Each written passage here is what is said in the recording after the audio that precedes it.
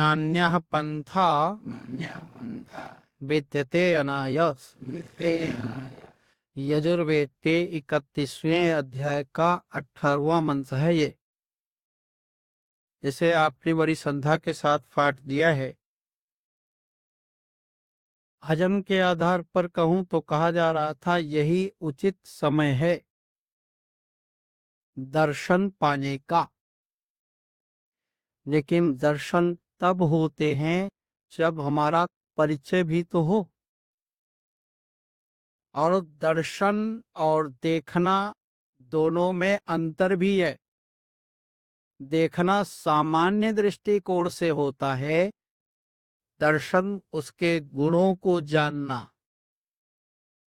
पूर्ण रूपेण उसके गुणों को जान लेना क्या होता है? दर्शन होता है।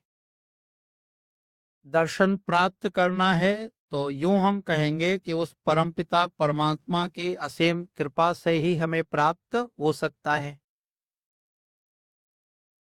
उसकी कृपा होगी तो हमें प्राप्त हो जाएगा। उसकी कृपा प्राप्त करने के लिए भी हमें पहले उसका परिचय होना आवश्यक है।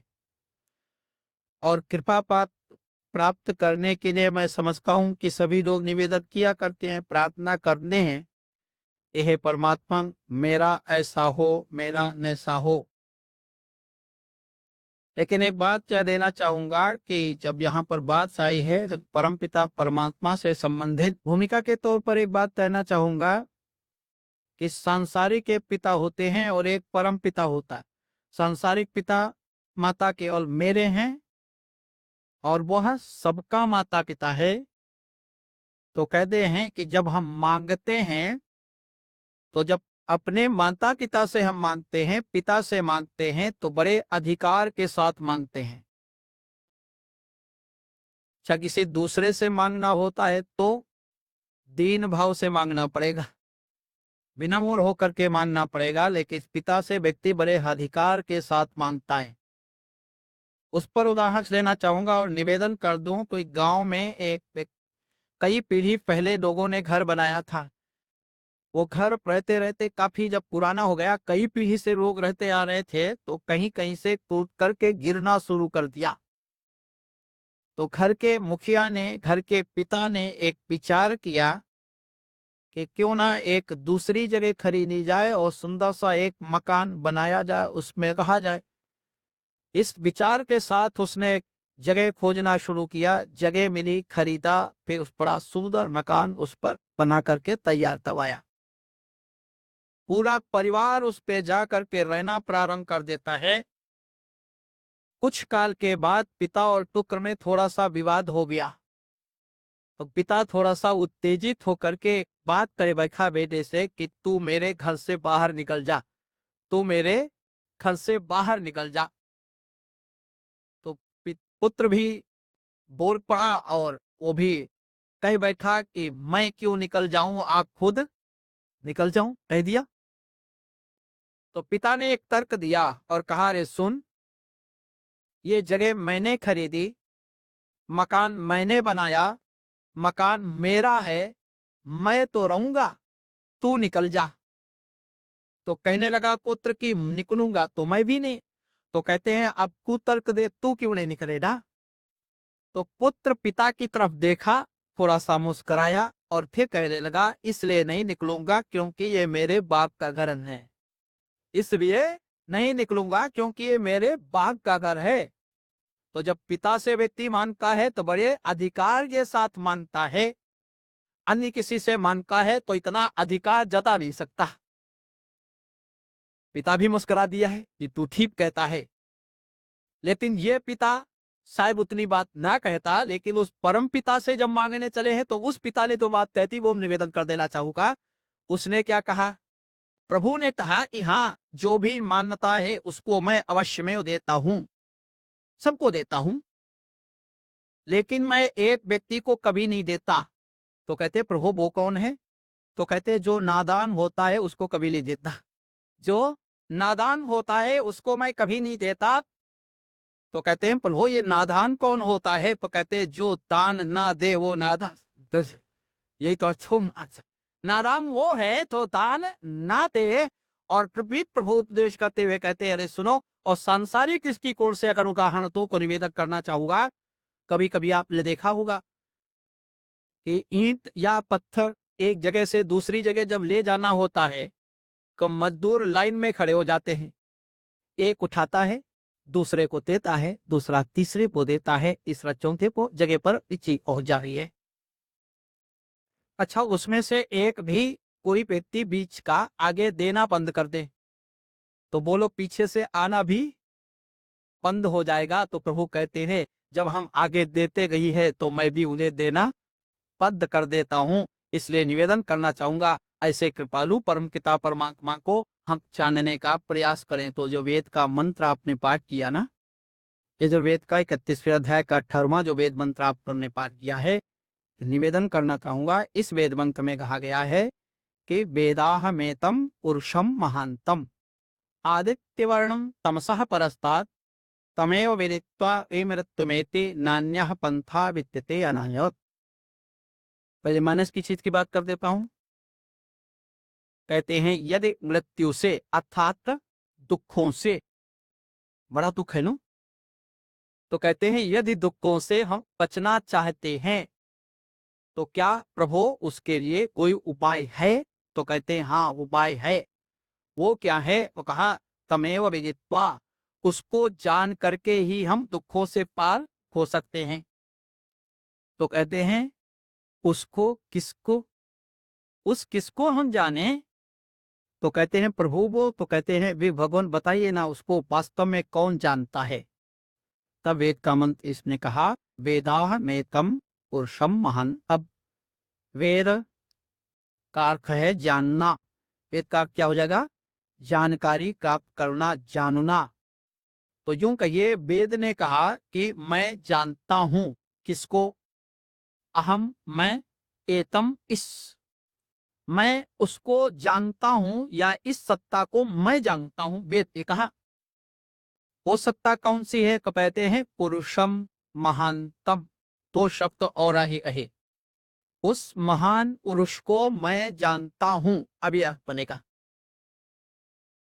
अब यहां पर निवेदन करना चाहूंगा, कहा उस महान पुरुष को मैं जानता हूं। तो अब पुरुष किसे कहते हैं?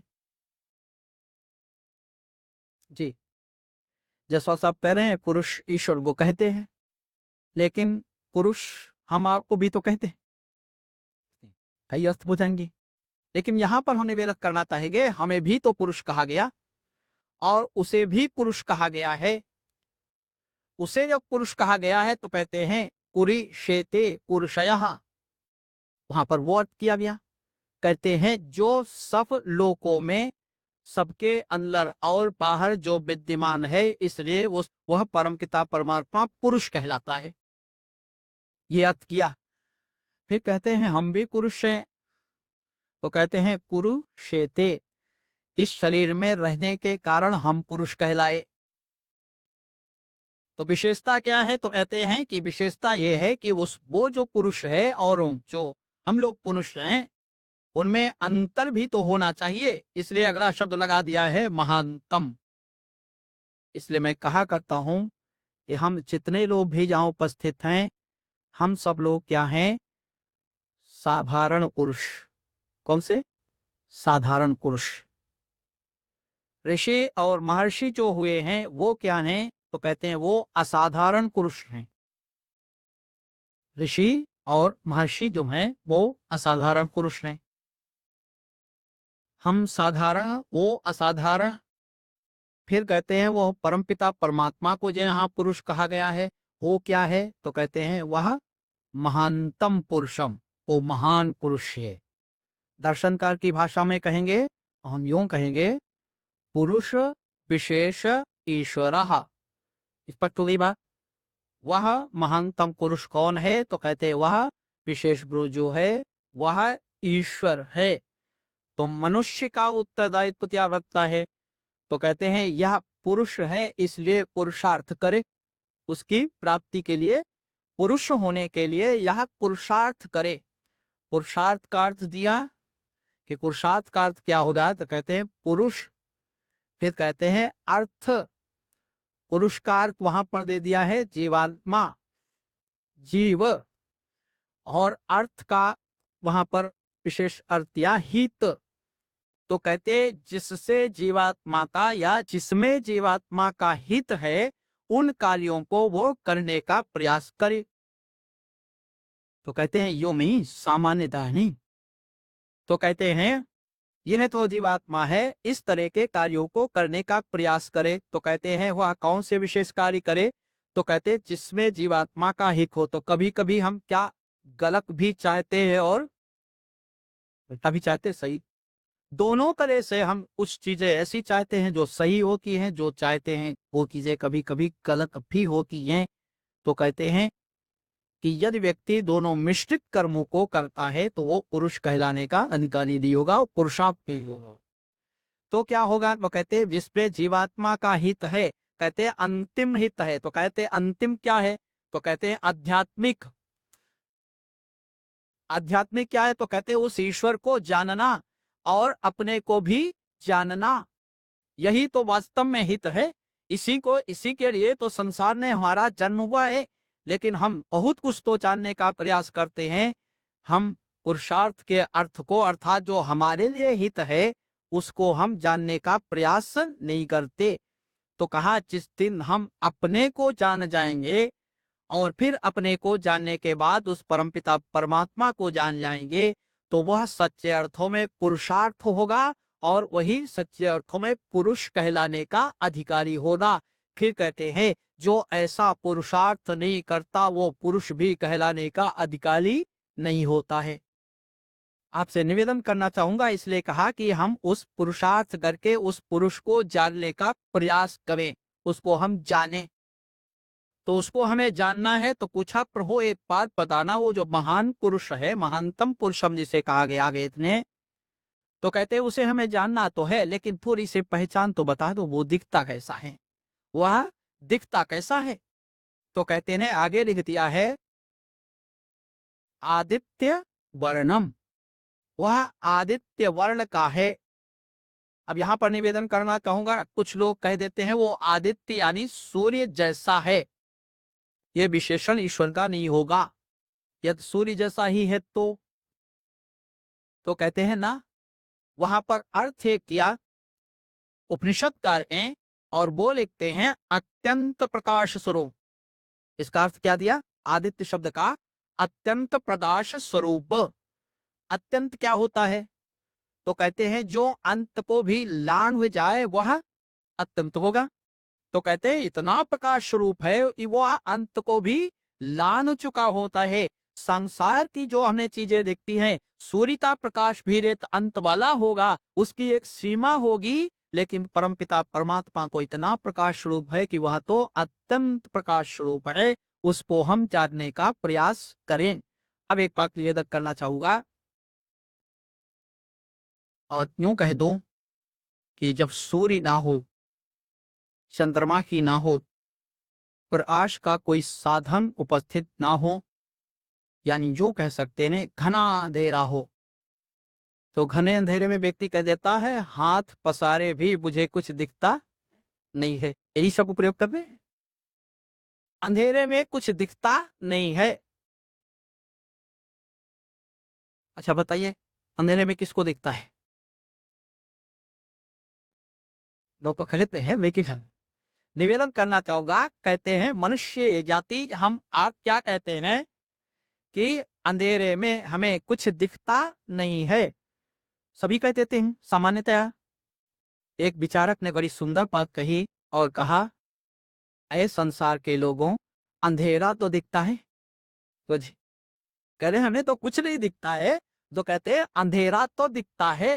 फिर उस विचारक ने बड़ी सूत्रपात कही और कहा बड़े दावे के साथ कहता हूं जिस व्यक्ति को अंधेरा दिखता है उसको प्रकाश अवश्य दिखेगा, तो उसको प्रकाश अवश्य। और जिसे अपना अंधेरा ही नहीं दिखता है, अब अध्यात्म में जाना जो थी, जिसको अपना अंधेरा ही नहीं दिखता है उसको प्रकाश भी दिख नहीं सकता। इसलिए कहते हैं कि मूर्ख हृदय न चेत चाहे गुरु विलय विलंच सम। कितना भी बड़ा गुरु मिल जाए लेकिन उसके चित्त को आप ज्ञानवान नहीं बना सकते। इससे अपना अंधेरा स्वयं दिखना प्रारंभ नहीं होता, इसको अपना अंधेरा दिखता नहीं है।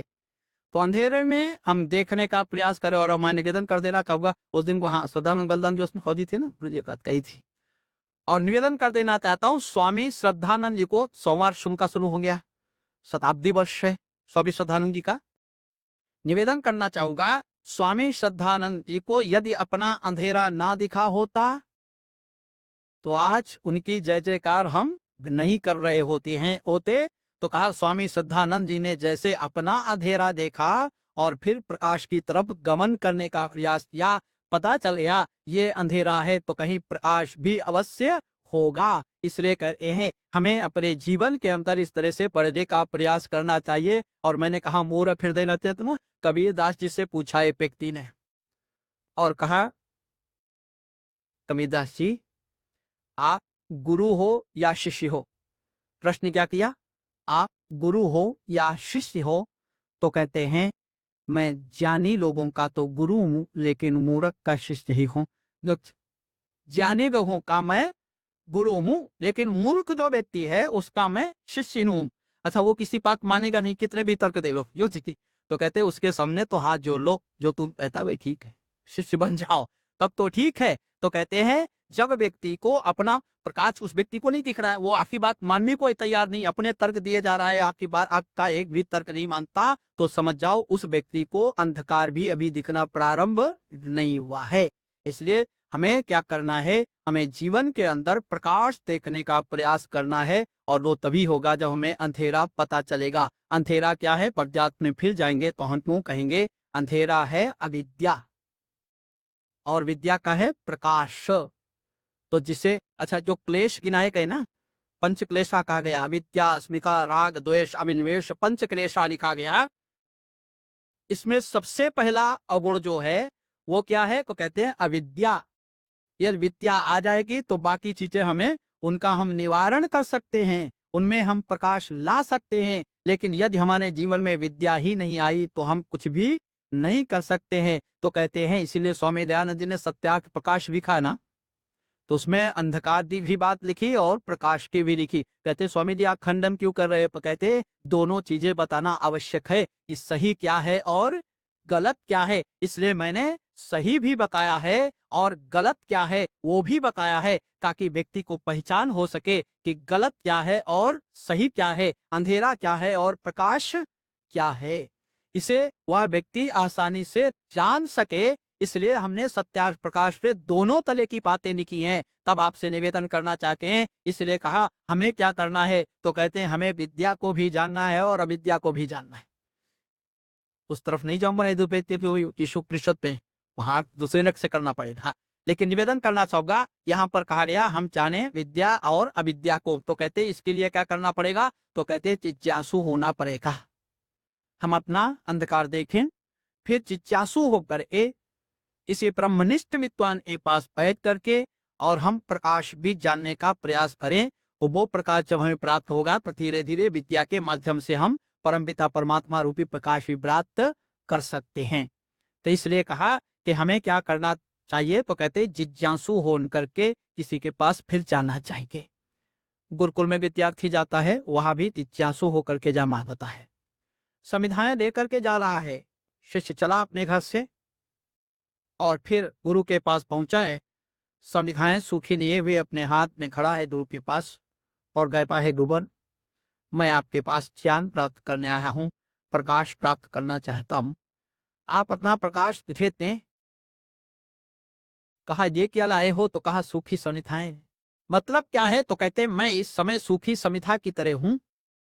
यदि आप अपने ज्ञान की अग्नि इसमें थोड़ी सी, इन सूखी समिधाओं में अपने ज्ञान की अग्नि आप इसमें प्रवाहित कर देंगे, प्रचलित कर देंगे, तो हम भी प्रकाशवान हो जाएंगे। तो कहते हैं गीली क्यों नहीं लाई, तो कहते गीले का अर्थ है वहां पर अहंकार। तो कहते हैं मैं सारा अहंकार छोड़ करके आया हूं, मैं कितना जानता हूं। क्यों जी, कई बार लोग कह देते अरे आप हमारे सामने क्या जानते हो, ये अहंकार हुआ करता है। मन से भी बड़े बड़े विद्वान कह देते हैं ना, जो मैं कह रहा हूं वही मैं ठीक कह रहा हूं। लेकिन एक बात यहाँ पर निवेदन कर देना चाहता हूं, विद्वान में और धर्मात्मा में दोनों में अंतर होता है। विद्वान में और धर्मात्मा में दोनों में अंतर होता है। धर्मात्मा विद्वान भले ना हो, लेकिन वो निश्चल हृदय वाला होता है, छल कपट रहित व्यक्ति होता है। और विद्वान धार्मिक हो, एक वही निश्चित नहीं होता है। तब आपसे निवेदन करना चाहता हूँ, रावण विद्वान तो था, लेकिन धार्मिक विद्वान कितना बड़ा। यदि धार्मिक होता तो शायद ये गलत कार्य ना करता और उसका विनाश ना होता। इसलिए मैं निवेदन कर रहा हूं, इसलिए कहा गया हम विद्या को जाने और अविद्या को भी जानने का प्रयास करें। भौतिक ज्ञान भी हम प्राप्त करें और आध्यात्मिक ज्ञान भी प्राप्त करें। भौतिक विज्ञान भी हम जाने और आध्यात्मिक विज्ञान भी जाने। दोनों चीजें हमें जानना आवश्यक होता है। जब सांसारिक चीजों का हम ज्ञान प्राप्त करते हैं, तब उसे कहा गया ये हमने अविद्या प्राप्त कर ली है। और जब आध्यात्मिक ज्ञान हम प्राप्त करते हैं, तो कहा जाता है अब हमने विद्या प्राप्त कर रहे हैं या करने का प्रयास कर रहे हैं। कब आपसे निवेदन करना चाहूंगा, इसलिए सांसारिक पदार्थों को जान करके उनका सही ढंग से प्रयोग करना भी हमारे लिए अविद्या ही कहलाएगा। लेकिन वो अविद्या जानना आवश्यक होता है। और फिर कहते हैं फिर हम अध्यात्म की तरफ चलने का प्रयास करें, अपने भीतर जानने जाने का प्रयास करें। तो भीतर जाकर के हम जब उस प्रकाश को देख लेते हैं, तब शब्दों हमने महान गणक पुरुषम के उस प्रकाश को हमने जान ही है।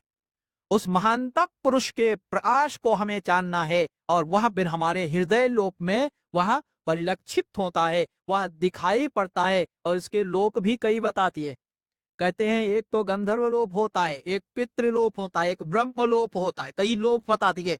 पितृलोक क्या है, तो कहते हैं हमारे जो बड़े बुजुर्ग लोग हैं, जो अपने अनुभव के द्वारा हमें बातों को बताने का प्रयास करते हैं। जो बड़ों को अच्छा बाबा बोलते हैं, महत्व नहीं, हाँ बाबा बोलते हैं। आजकल ऊंचा हो गया, आप तो अच्छे को बाबा बोलते हो ना। लेकिन पहले बाबा जो बड़ा अनुभवशील व्यक्ति होते थे, जो हमारे पिता के भी पिता होते थे, उनको हम बाबा कहते थे। उनकी शरण में बैठ करके और उनसे जब हम जांचते हैं, तो ये पितृलोक होता है। माता पिता से, गुरुजनों से जो हम सीखते हैं, वो पितृलोक होता है। गंधर्व लोग होता है, तो कहते हैं गंधर्व क्या है, तो कहते हैं विद्वान लोग। हम उससे और ऊपर आगे बढ़े थोड़ा, तो फिर क्या करें, तो कहते विद्वानों की शरण में बैठ करके हम अंधकार क्या है और प्रकाश क्या है, उसे जानने का जब हम प्रयास करते हैं, तो समझना हम गंधर्व लोक में प्रवेश कर रहे हैं। और उसमें भी प्रवेश करने के उपरांत फिर कहते हैं ब्रह्मलोक में प्रवेश कर। जहां जब ब्रह्मलोक में हम प्रवेश कर जाते हैं, वो ऐसा दर्शन होता है, ऐसा दर्शन होता है जो धूप और छाया की तरह होता है, जो दोनों को कभी अलग नहीं किया जा सकता।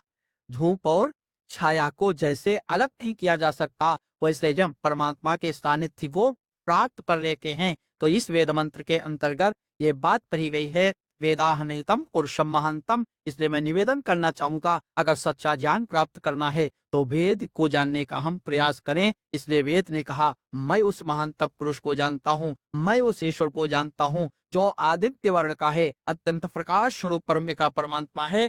जब हम उसको जान लेते हैं, और उसकी शर्त ये रखती कि उसको बिना जाने कल्याण नहीं होगा। कब मैं आपसे निवेदन करना चाहूंगा, जैसे अंधकार को दूर करने का एकमात्र साधन है प्रकाश, सर्दी को दूर करने का एकमात्र प्रकाश है गर्मी, वैसे ही दुखों से बचने का एकमात्र अगर कोई उपाय है, तो वह परमपिता परमात्मा को जानना। इसलिए वेद ने बड़े जोर दे करके कहा, ना अन्य पंथा, ना माने नहीं, अन्य माने दूसरा, पंथ मीन्स बड़े सरल शब्द है, पंथ मीन्स रास्ता।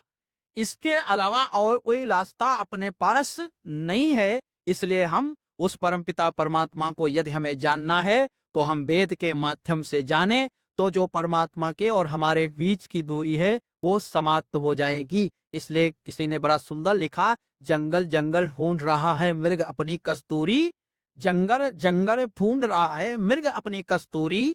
और कितना मुश्किल है तय करना खुद से खुद की दूरी। इसलिए हम उस दूरी को यदि दूर करना चाहते हैं, तो बस अज्ञान रूपी जो पड़ता है उसको हम दूर हटा दें, अंधकार को भी हम देखें, प्रकाश को, ताकि हम प्राप्त कर सके। दोनों चीजें मिले प्राप्त हों। इस तरह से अपने जीवन को जब हम आगे बढ़ाने का प्रयास करते हैं, तो इस वेद मंत्र के आधार पर हम उस परमपिता परमात्मा को जान जाते हैं, तब हम दुखों से विपरीत हो जाते हैं। एक बात निवेदन कर देना चाहता हूँ, सांसारिक दुखों से भी तो छुटकारा मिलता है, लेकिन कहते हैं तीनों ताकों से अत्यंत छुटकारा जो मिल जाता है, अर्थात मुक्ति भी मिल जाती है। जब हर दिन संसार में रहते हैं, इस शरीर में रहते हैं, तब भी हमें दुखों को कम भोगना पड़ता है, या यूं कह दीजिए दुखों को भोगने का हमारे अंदर इतना सामर्थ्य आ जाता है, जो बड़ी से बड़ा सा बड़ा दुख हमें बड़ा हल्का दिखाई पड़ता है, बड़ी आसानी से हम उसे सहन कर जाते हैं। उदाहरण तो निवेदन कर देना चाहूंगा, और कहा गया कि यदि हम प्रार्थना ना करें, ईश्वर से प्रार्थना ना करें, उसका हम सहारा ना दें, तो कैसी स्थिति होगी दुखों की, और यदि हम उपासना उसकी करते हैं तो दुखों की स्थिति क्या होगी। तो एक उदाहरण दिया और निवेदन कर देना चाहता हूँ। नीचे बैठे हुए घर के बाहर बैठे स्वामी जी प्रवचन कर रहे थे, उनसे ही प्रश्नकर्ता ने प्रश्न किया, तो कहा बिना प्रार्थना किए हुए क्या होगा और प्रार्थना करने के उपरांत क्या होगा, दुख हमारा कैसा हो जाएगा। जिसे महर्षि दयानंद ने लिखा है कि जब हम प्रार्थना करते हैं तो पहाड़ के सत्य से भी समस्या सामने होती है, तो राई के तुल्य दिखाई पड़ती है, बड़ी आसानी से हम उसे पार कर जाते हैं। तो वहां पर उस महर्षि ने, एक ऋषि ने उदाहरण दिया और कहा यदि आप इसे देखना चाहते हो, उदाहरण से समझना चाहते तो एक काम करना, जरा अपनी छत पे चढ़ जाना और वहां जाकर के ऊपर से एक ईंट उठाना, एक ईंटा उठाना और उसे मेरे सर पर नीचे डाल देना। तो कहने लगा स्वामी जी आपके सर में चोट लग जाएगी, रक्त प्रवाहित होगा, आपको कष्ट होगा। तो कहने लगे इस कष्ट को मैं देना नहीं चाहता। तो कहते फिर उपासना का करते दम सुन लो, ईंट के बराबर ही रुई तोल लेना। तो कैसा रुरान जी, ईंट के बराबर ही रुई तोल लेना और फिर ले जाकर के ऊपर से मेरे सर पे डाल देना। तो कहते हैं अब चोट नहीं लगेगी। फाड़ तो उतना ही था, लेकिन एक से चोट लग रही थी, एक से चोट नहीं लग रही थी। तो कहते जब हम प्रार्थना करते हैं तो परमपिता परमात्मा इतनी दया दृष्टि करता है कि हमें आत्मिक शक्ति देता है, जो बड़ा सा बड़ा दुख होता है वो भी हमें छोटा दिखाई पड़ता है, बड़ी आसानी से हम उसे पार बढ़ जाते हैं। तो ये काम करने का प्रयास हमें करना चाहिए। इन्हीं शब्दों के साथ अपनी पानी को पिलाने के साथ